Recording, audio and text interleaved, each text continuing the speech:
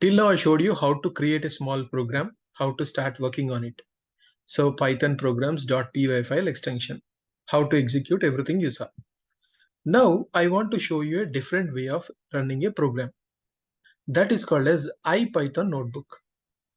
So to start with, same like writing a file, you just click on the first icon, you click a underscore, say arithmetic operations.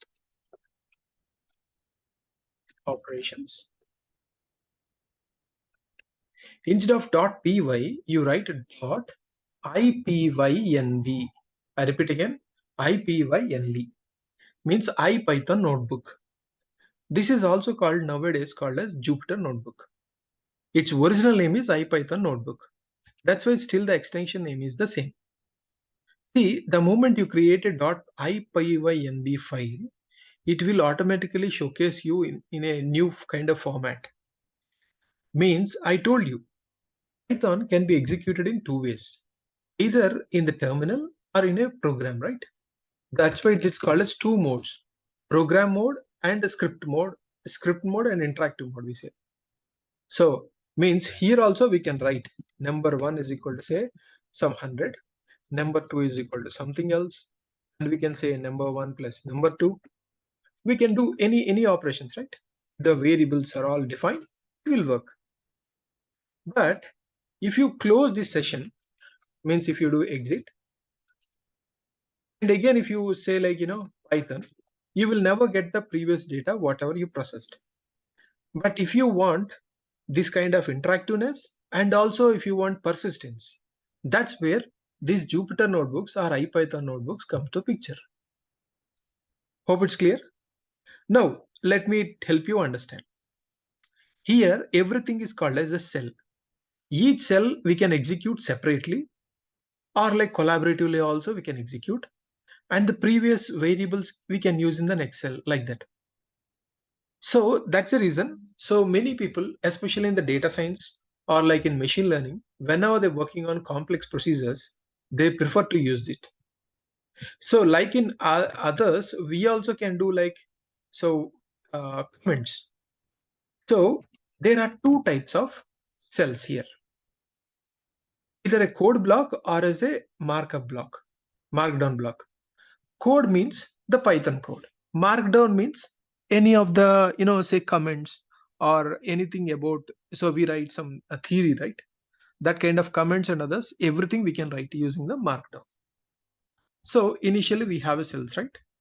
If you are confused about it, just you come in the right side, you can delete it. So now nothing is there. I want to create a markdown first. Just I click a markdown. So and like copy the content. I want to showcase this, right? Either you can do run. So each cell you can say run, or else there is something called as shift and enter. If you type shift and enter, it will run any cell. Any markdown cell is just for like showcasing you the things. Now you can see like in Python, in integer family, there are totally 5 data types. One is int, long, float, and complex boolean. So among these 5, long is something which is there only in Python 2, and in Python 3 it is not there. So now we have 4 data types: int, float, complex, and boolean. You may think, sir, integers means okay, float is all related. Complex is also somewhat related. Why boolean is called as an integer family? I will tell you when the need comes. As of now, make a note of this point. And also, let's start with the arithmetic operations in the very start. Arithmetic operations means what? So the most common symbols are addition, subtraction. You remember? So those kind of things were called as arithmetic operations, right? We will have like plus, minus, all these things. And so one thing we need to be aware is, so everywhere Pepe told one rule for anything, one guideline, sorry. So when using the operators, Pepe is saying that use one space around the operator. Now I showed you enough of markup done. Now I want to work on, so a code block. The moment you come and hover, it will show you the code block. Now, let me come to the actual work. So first, I want to work on assignment operator. Say like number 1 is equal to 100. What are we have done earlier? And similarly, number 2 is equal to say 123. It's not just one line of code. I can make multiple things together. So say I have done like number 1, number 2. Now, simply I am doing a shift enter. That's it. See, for the first time, a Python code work is executing, right? That's why it is saying I am activating a Python environment kernel. So something it will activate for the initial stage for the first code. So from then onwards, it is easy. If I want to just see a number 1, I can do. You remember in a Python program, if you want to see any variable, you are doing a print statement, right? Without a print statement, you can't see anything. Whereas in interactive mode, so even IPython notebook is also a interactive mode. Here, you can do without a print statement and with print statement also. So that's why everything you can see the result immediately, right? That's why most people prefer to use IPython or Jupyter Notebook in the initial stage, or like in the data science or machine learning, as I told earlier. Is it clear, everyone? Fine. So not only that, now if I say like number 3, I can assign to the previous number, right? Now I can ask, hey, what is the number 1 and what is number 2? Print off, say what are we had done. So print off number 1 is equal to number 1. So simple of number 2, number 3,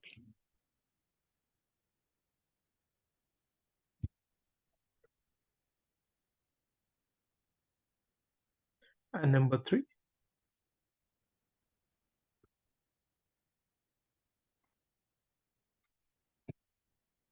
See, when you are assigning a previous number to another thing, see what is that I am trying to say is this equal to operator is called as assignment operator. So for this, the left hand side should be a variable, right hand side can be a value or a value. Either way you can do. Now let's say let's do a small addition operations. So if you want to do addition operations means simple. Same like a program. I can also write some comments here. I can write this is also a comment, right? This is full line comment. This is half line comment, right? From there onwards it is commenting. And then I'm printing. So don't you think it's like a small programs, right? Individually cells. So you can compile everything together. So sorry, execute together and you get it. So we did an arithmetic operation. We got the result. Fine. Similarly, I define some floating point values. Don't matter like how the floating point values I define. Say this time I am defining like this. See, hope you remember earlier I told the type built-in function. The moment you use a type built-in function, it will give the type of the it. You see, there are 3 print statements. All the 3 came at one shot, right? This is how you use IPython or Jupyter Notebook. So you define -1, so 1.0 or -1.23 so and so. All these things are floating point values, as I told earlier. So now, if you are adding these two, you can see the output. See, one of them is an integer and the other one is a float. And if you add them, you can see that it will become a float.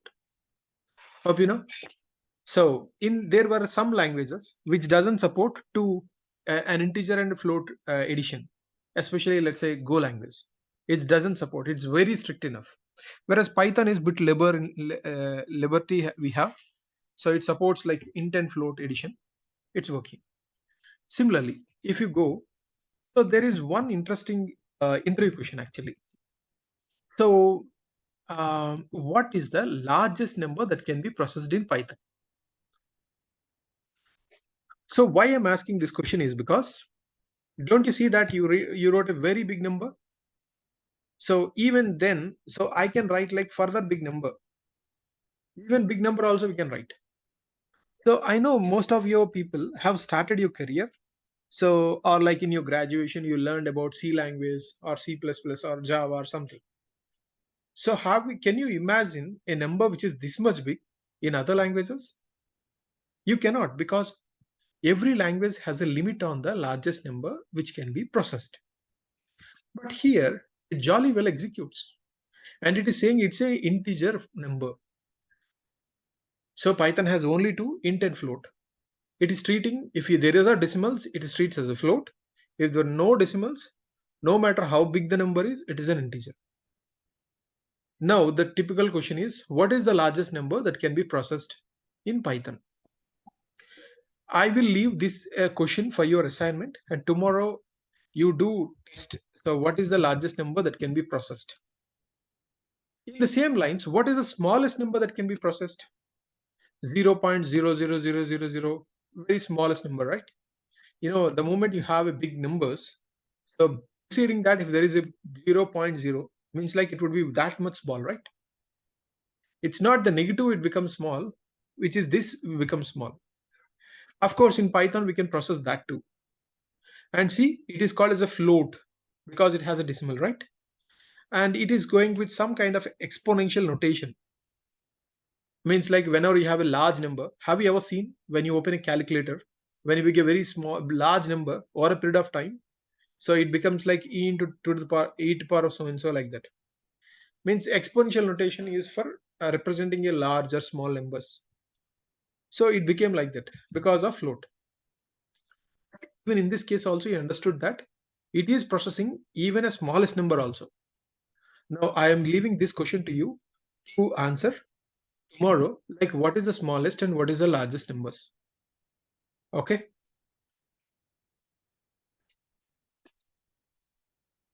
So now going further, let's do the traditional operations of arithmetics.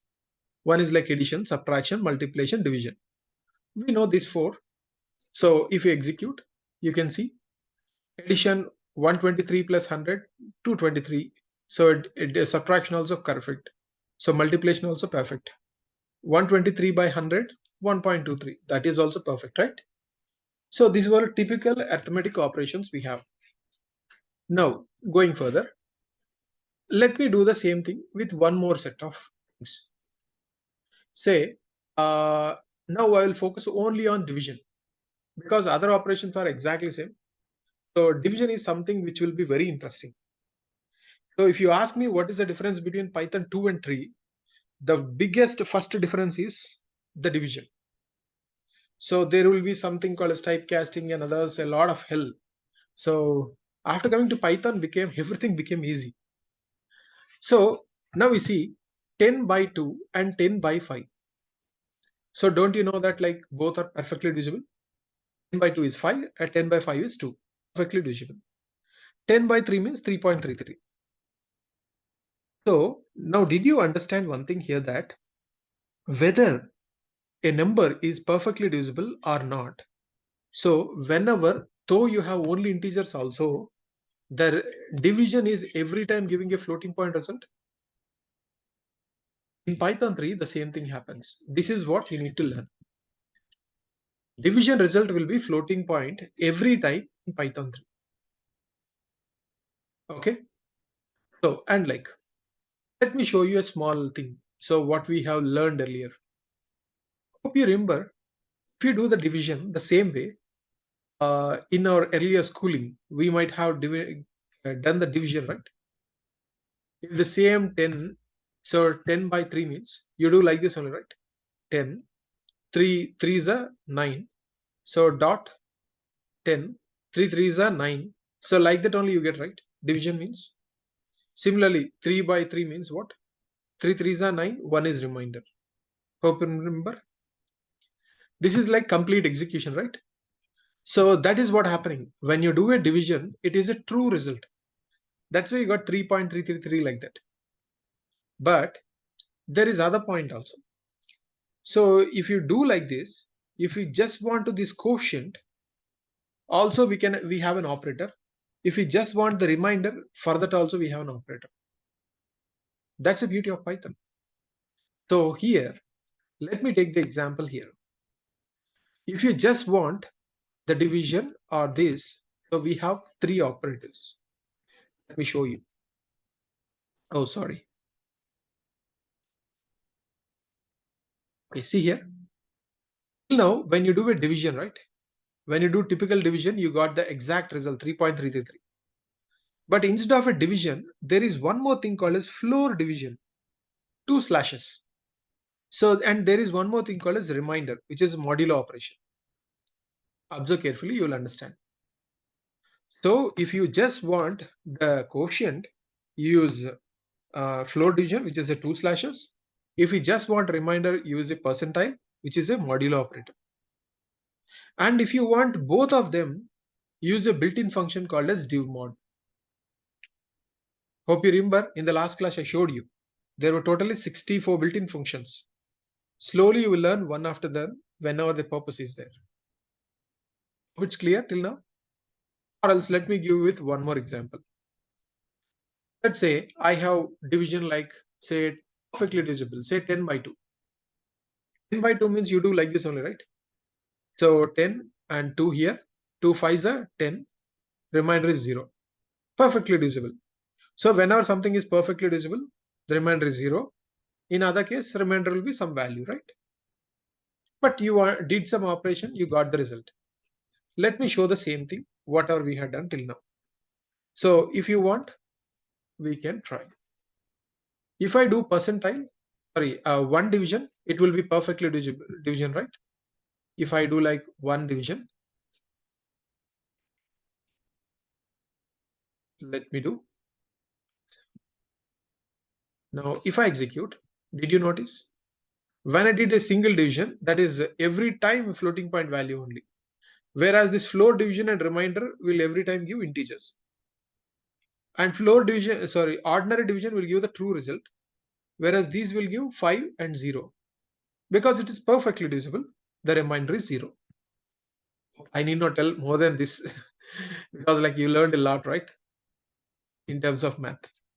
So next, so going further, the same thing works even if you go for like, uh, the science and others. So going further into the arithmetic operations. So the next operator that you will focus is on the power operation. Power means floating point values, right? Power operation. Okay. Have you seen power operation means? So if you do multiplication, one asterisk will be there. If there are two asterisks, it becomes a power operation. But one thing you should be aware is that you should never place a space between these two operators.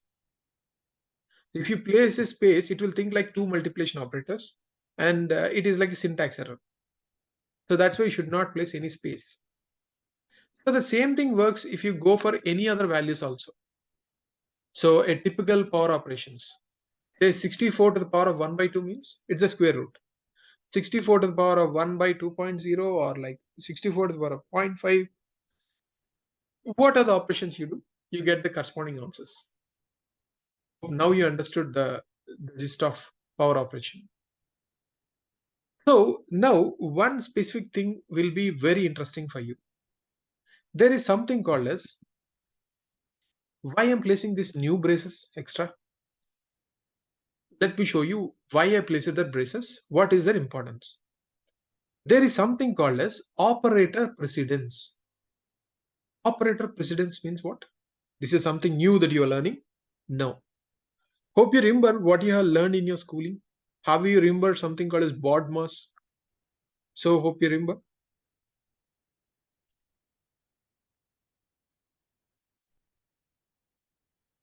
Yes. Yeah. In the same fashion, there is called as PEMDAS. Means it's just like a new, so old wine in a new bottle, like that. Okay. So what is that operator precedence? How many operators are there? Why this comes to picture? So why till now it is not there? Now it is coming. So in the initial things, if you see only one operator is there, right? At a time. Whereas by the time you came here, don't you see that within the single statement there were two operators? So when two operators are there, which one will be preceded? That's what we need to learn here. So if you see here,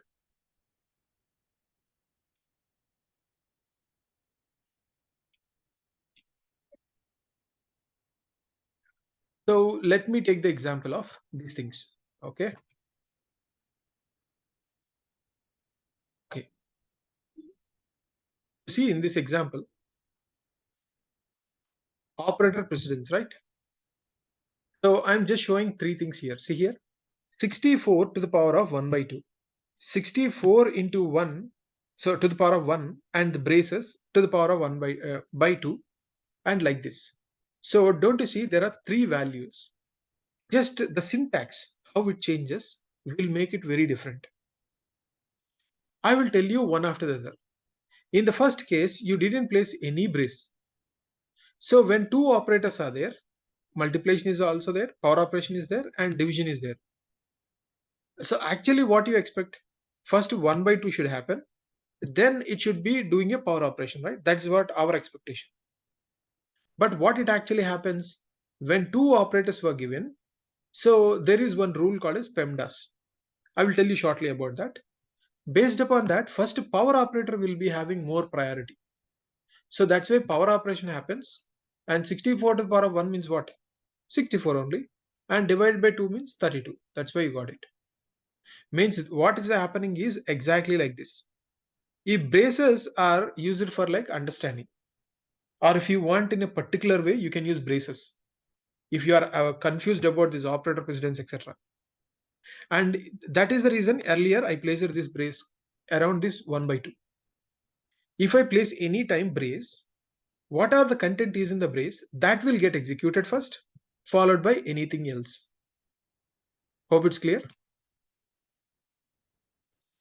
Now let me show you what is this operator precedence, how many operators are there like this in Python, and what we can learn from it. So there is something called as PEMDAS. As I told you earlier, you might have heard about BODMAS. Now it's called as PEMDAS. There you call it as a bracket. Here we call parenthesis. Why only parenthesis means other braces has different importance. I told you earlier. First priority prior parenthesis. That's the reason earlier we saw it. Whatever is happening within the braces will execute first and everything next. Then followed by exponent. Then followed by multiplication. Then division. Then addition. Then subtraction. If it is just purely arithmetic operations, this rule works. Sir, what if there were other operators, right? Down the line, you will learn about bitwise, comparison, boolean, different operators. Then this is an old rule. So it will not be that difficult. Over a period of time, you will get to know it. And at the same time, if you ever feel any difficulty, just place a brace. Whatever happens in the brace will execute first. Hope it's clear. Any doubt till now? No. Fine. So I am telling every time the problem, the probable solution. If you cannot find, what is the better way to avoid it? So next, going for the next way. So earlier this multiplication, sorry, power operation operator is not there because at the time the operators were all used. So they didn't thought of doing this kind of hybrid two operators together. So that's the reason at the time, whatever the functionality they want, they created a new function, built-in function. That's how they created a function called as power operation. So that's the reason now for power operation, you have a built-in function also or using an operator also. Both are there. Even if you do the same thing, here it works in the exactly. See, what are you placed separately that will execute separately, right? That's fine. Now for power operation, there are two operators. So at the same time, you can learn one more interesting thing. For the power operation, what they told is, so apart from this, you can also pass like three values. Till now, you power means like base value. What is the mantissa? Apart from that, you can pass one more variable called as third variable. So what is the purpose of it means? It is the modulo operation. Means it is exactly same like so the other operator. Okay. So there is one more thing called as power operation. It is exactly same like the above. Both are doing the same. Means for, power operation happens for the first two, and it will be taking a modulo division with the third value. So this is optional. Power operation takes a optional third value. So now you understood that these two values are equal. If you want to check the equivalence of two values anytime, not only now, there is one more operator called as equal to. I think by now you will understand. Yes, right? If two values are equal, if you place a equal to symbol, so it will check both left hand side and right hand side. If both were equal, then it will throw an answer which is true, right? See, now if you can see. So is power of 2 comma 4, 4 comma 2 comma 9 is equal to this operation? Yes, true. In the same fashion, the beauty of Python is this is called as relational operations, which we'll show you again afterwards. We can have multiple relations. It's not one equal to. Did you see there are two equals to? Means this result and this result and this result, all three were same. That's what you're trying to say. Not only three, you can use 30 also. Python works with multiple relations also.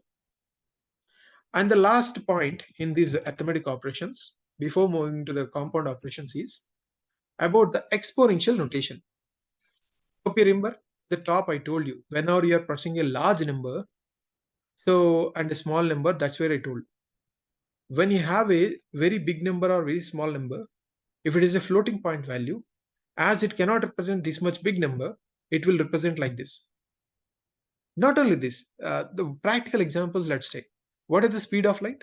3 into 10 to the power 6. What is the Avogadro number? So 3 into something you say. So like that, any big numbers, even in reality, when you're speaking, as we cannot remember them, scientifically for representing, we take big numbers or small numbers into exponential notations. So that's why this is much more used in scientific computations, not for others, but like just I'm telling you. What is the scientific notation? How it works means, if you say 1e1, it is equal to 1 into 10 to the power of 1. That is what the intention of power operation, sorry, exponential notation. Then what is the purpose, sir? When will I use in real time? So in real time, if someone say like 3e2 means 3 into 10 to the power of 2, means don't you think its value is 10 to the power of 2 means what? 100 into 3 means 300. 3e2 means it is value of 300. So speed of light. So t into 10 to the power of 8. Hope you remember? T8 means t into 10 to the power of 8. So like that, the real world constants and large numbers were represented like this. Hope it's clear till now. Yes, friends? Yeah, I have one question Yes. regarding power operation. Exactly. Please go ahead. Yeah. So there is a three value, right? 4, 2, and 9. You can So refer with these numbers. This is called as line numbers. Oh, okay. Okay. Sorry. Yeah. So there is a number 22, line number 22. Mm-hmm. So 4, 2, and 9. You told Yeah. that the third number will be Modulo either division. modulo or division, right? Modulo division. It is called as modulo division means remainder operation. Oh, only no modulo and no division. Only modulo division, right? No. I repeat again my statement. It is called modulo division means remainder operation. Oh, only reminder. Perfect. Yes. Okay. Okay. Thank you. Got it. Okay. Sure. Fine. So now you understood how to create a IPython notebook also. Let me create one more IPython notebook. So this time for compound operations. As I told you, instead of .py, we will create .ipynb, means IPython notebook. So again the same thing. So this time we want to go with the compound operations. We will tell the same. So compound operations, how it gonna work. So I want to make it like a compound operations. Control M, sorry, Windows M if I say. So I want to work on a markdown cell. I can delete it.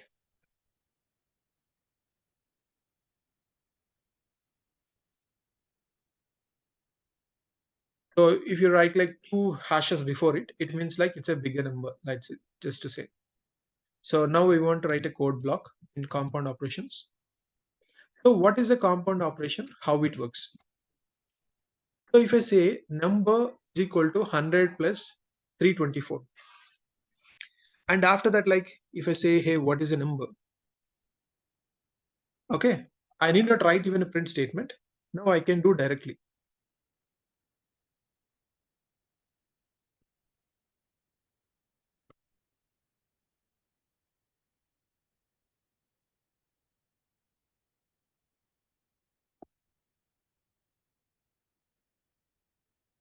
Okay, so when you have something like this, what is the point that I want to tell?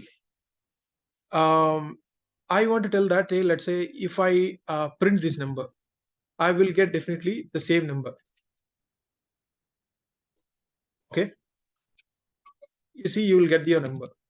And if you see, um, here you join two numbers which are separately. Okay, and if you join the same number again, okay, see here in this case, two separate numbers were joined, constants. Whereas in this case, for the same number, you joined another number. So means you are incrementing your number by 10, right? Or like some other time like minus, or like someone else you can. Okay, so in this case, if you see, you got a number. And in this kind of case, where in the left hand side and right hand side, the same variable is there, in that case, we can use something called as compound operators. I repeat again, here two separate numbers are there, just we did an operation. Whenever you have an operation where in the right hand side, you have the same variable as in the left hand side. So in that case, we can use a plus equal to, means instead of saying number is equal to number plus 10, we can do number plus equal to 10. So, okay,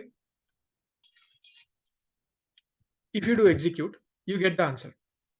You will not get the same result as previous because number is already 110. If you do plus 10, it will become 120, 110, right? If I do the repeat the same thing, obviously what will happen? It will become 140, right? Because already value is 120. Oh, sorry, 130, sorry. It will become 130 because plus 10. So every time I do this, same thing happens. So I will do the same thing again, and we can pause now.